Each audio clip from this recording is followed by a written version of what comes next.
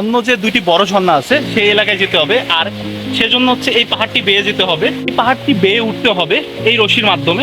এখন হচ্ছে অন্য ঝর্ণার দিকে আমরা এগিয়ে যেতে থাকি।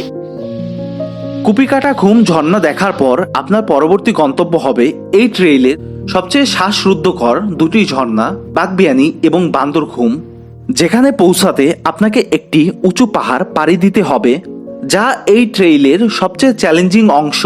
এই জায়গাগুলো অত্যন্ত পিচ্ছিল এবং বিপজ্জনক। প্রতি পদক্ষেপে চরম সাবধানতা অবলম্বন করবেন। তো আমরা এই পাহাড় বেয়ে বেশ অনেকটা উপরে উঠলাম।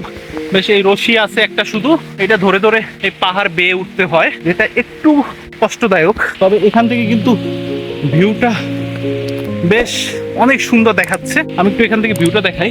দেখুন চারপাশে সবুজে ঘেরা, গাছপালা আচ্ছন্ন,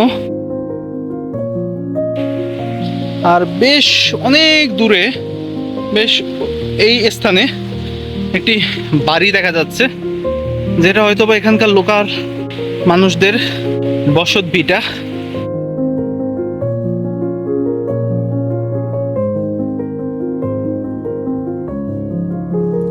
এখানে লাঠি ব্যবহার করা আপনার জন্য অপরিহার্য।